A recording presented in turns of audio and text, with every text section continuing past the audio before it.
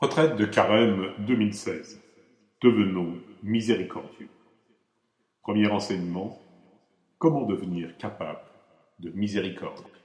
Écoutons ce que nous dit saint Paul dans la deuxième épître aux Corinthiens au chapitre 1er, versets 3 et 4. Béni soit Dieu, le Père de notre Seigneur Jésus-Christ, le Père des miséricordes et le Dieu de toute consolation, qui nous console dans toutes nos afflictions, afin que par la consolation dont nous sommes l'objet de la part de Dieu, nous puissions consoler ceux qui se trouvent dans quelque affliction. Cette retraite s'inscrit dans cette année de grâce que nous offre le Seigneur, le jubilé de la miséricorde. Un jubilé est fait pour jubiler. Jubiler, c'est littéralement pousser des cris de joie. Ce n'est donc pas une phase de carême qu'il nous faut revêtir, mais bien un visage rayonnant, celui de la joie de l'homme touché par la miséricorde de Dieu, afin de devenir lui-même miséricordieux. Devenir un homme qui marche dans cette liberté joyeuse de l'amour, parce qu'il se sait aimé et pardonné par son Père du ciel.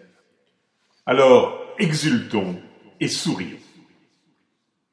Nous allons immédiatement voir le premier obstacle à franchir pour entrer dans ce chemin de miséricorde, et cet obstacle est de taille. C'est le cardinal Walter Casper qui l'évoque dans un livre qui a beaucoup touché le pape François. Il est significatif que des mots tels que miséricorde et compassion soient pratiquement passés de mode. Dans l'oreille de beaucoup, ils ont une connotation sentimentale. Ils sont usés et ont l'air ringards et poussiéreux. Celui donc qui se raccroche aux béatitudes du sermon sur la montagne, celui-là sera considéré comme naïf et déplacé, et on sourira de lui avec indulgence. Alors comment être capable de miséricorde? Eh bien, le pape François, dans sa bulle d'indiction, nous l'indique. Pour être capable de miséricorde, il nous faut donc d'abord nous mettre à l'écoute de la parole de Dieu. Cela veut dire qu'il nous faut trouver la valeur du silence pour méditer la parole qui nous est adressée. C'est ainsi qu'il est possible de contempler la miséricorde de Dieu et d'en faire notre style de vie. Alors regardons un peu en détail le conseil du pape François qui se trouve dans le visage de la miséricorde au paragraphe 13. Alors en détail, premier point. Il faut nous mettre à l'écoute de la parole. C'est ce que nous allons faire en nous plongeant dans les paraboles de la miséricorde tout au long de cette retraite que l'on trouvera dans Saint Luc au chapitre 15. Deuxièmement, il nous faut trouver la valeur du silence. C'est bien de trouver la valeur du silence, mais ça ne suffit pas. Il faut entrer dans le silence et nous verrons comment. Ensuite, méditer la parole de Dieu qui nous est adressée dans ce climat de silence intérieur.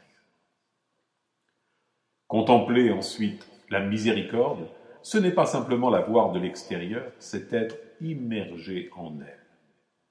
Et tout cela pour aboutir au dernier point, changer de style de vie. C'est le fruit de tout ce qui précède.